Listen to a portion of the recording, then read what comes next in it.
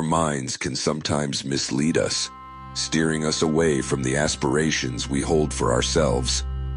Imagine setting a goal to live a healthier lifestyle, with clear intentions like consistent exercise and improved dietary habits. Initially, you feel motivated, but before long, you begin delaying your gym sessions. You promise yourself you'll start on Monday. Yet when the day arrives, a wave of fatigue or discouragement overtakes you, leading you to give up.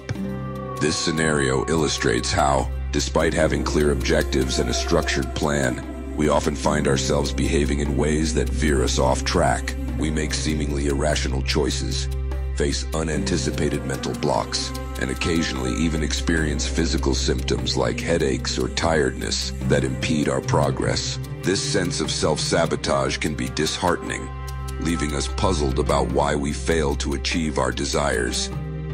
But why does this occur? Why do we sometimes disrupt our own plans with no obvious cause? Carl Jung, the eminent Swiss psychiatrist, spent much of his career delving into the unconscious mind and made intriguing discoveries about this phenomenon. He identified a facet of our psyche called the shadow, a psychological space within our unconscious where we store the parts of ourselves we find undesirable. These hidden aspects are repressed, often because they were met with disapproval from society or our families, or because they evoke discomfort. However, Jung cautioned that repressing these aspects doesn't eliminate them. In fact, it can lead to serious consequences as these suppressed parts develop a life of their own, operating beyond our conscious awareness. This is where the roots of self-sabotage take hold. These repressed elements of our personality work against our conscious intentions, creating an internal struggle that leaves us battling ourselves without understanding the true cause. Fortunately, Jung offers a way forward. Rather than suppressing what resides in the shadow, he advocated for integrating these aspects into our conscious self. This process involves shedding light on what lies hidden within our unconscious. Jung noted in Psychological Types that the conscious mind is readily influenced by unconscious elements, which often hold truths and wisdom that surpass our conscious thoughts. There's a common misconception about the shadow, with many assuming it represents only the negative side of our personality. While it can indeed cause difficulties, the shadow encompasses much more than that. It is where we store parts of ourselves that we're not yet ready to face or integrate, possibly due to past traumas or other reasons. In discussing shadow work and its integration, the goal isn't to assimilate the shadow itself, but rather to bring forth the repressed contents it holds. These aspects, once illuminated by consciousness, are no longer shadowed. Nothing inherently negative exists within these repressed elements. They only cause issues when operating outside our awareness due to this disconnect. Additionally, it's crucial to understand that these hidden parts aren't merely isolated traits. Jung explained that unconscious motives frequently override our conscious decisions, especially in significant matters. These shadow-dwelling fragments are like mini-personalities, each with its own needs and agendas, which may sometimes conflict with our conscious goals. The ego, the part of us that identifies as I. Just as the ego has its demands, these shadow aspects have theirs, potentially interfering with our conscious aims. Self-sabotage occurs when unconscious behaviors work against our goals and interests. Jung, one of the leading figures in psychology, believed that self-knowledge is key to overcoming such self-destructive patterns. According to him, we all possess an unconscious realm that harbors desires, fears, and traumas not always evident. If we ignore this part of ourselves, it can exert control over our actions without our awareness, resulting in self-sabotage. For Jung, the journey to overcome this begins with individuation, the process of uniting the conscious and unconscious. By confronting and understanding the concealed parts of our psyche, we can uncover the roots of our self-sabotage. Many of our destructive habits originate from fears or beliefs that have been repressed throughout our lives. Jung believed healing begins when we bring these elements to light and confront them. To transcend self-sabotage, Jung emphasized the importance of cultivating a dialogue with what he termed the shadow. the darker aspects of ourselves. The shadow comprises all parts of us that we deny or reject, such as emotions, impulses, and characteristics we refuse to accept, but which remain active, unconsciously influencing our actions.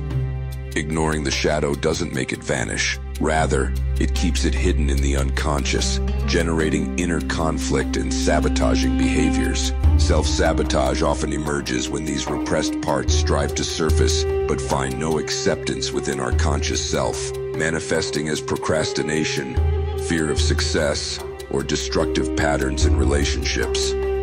By acknowledging and integrating these elements, we diminish their control over us. As Jung remarked, what you resist persists. So accepting and addressing these aspects of ourselves is essential to overcoming them. Jung understood that individuation, the process of integrating conscious and unconscious elements, is a long and complex journey, but essential for overcoming self-sabotage. One of the most effective ways to start this journey is through introspection and dream analysis. Jung viewed dreams as windows to the unconscious, revealing symbols and messages that help us understand what's hidden within us.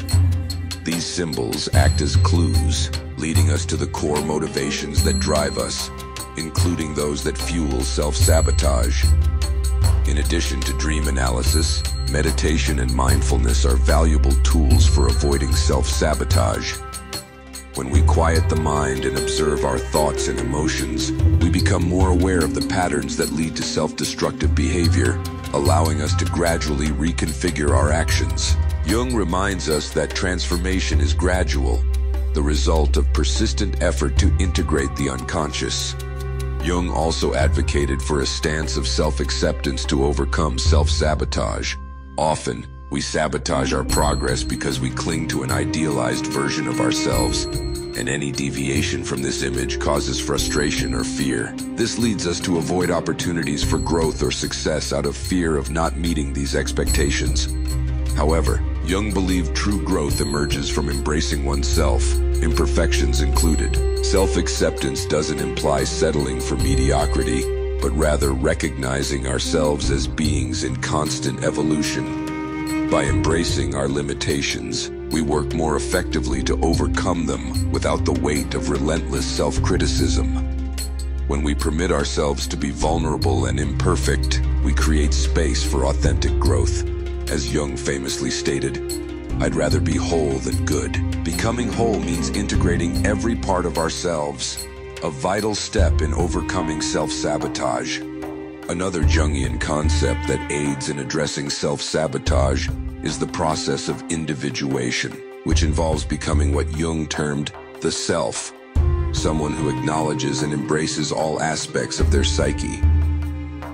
During individuation, we must integrate both the positive and negative sides of our personality. This integration helps us break free from the sabotage cycle by allowing us to understand and accept our inner contradictions instead of resisting them. A crucial point is that self-sabotage often originates from a fear of change. The unconscious, especially when dominated by the shadow, gravitates toward familiarity, even if that means remaining in harmful patterns. Through the process of individuation, we learn to make peace with uncertainty and embrace change as an opportunity for growth. When we accept transformation as a part of our journey, resistance decreases and the barriers we've constructed start to crumble. Remember, overcoming self-sabotage is a continuous process of self-discovery. Jung taught that true growth requires courage to face our shadows and accept the parts of ourselves we often ignore. Each challenge and failure is a disguised opportunity that, when approached with compassion, strengthens us and brings us closer to wholeness. Instead of self-criticism, treat yourself with kindness, acknowledging that you are a being in progress. Envision your goals and dare to dream big, believing that you deserve your aspirations. Release limiting beliefs and foster confidence, as you have the power to rewrite your story. The path to self-awareness and personal fulfillment begins with the decision to believe in yourself.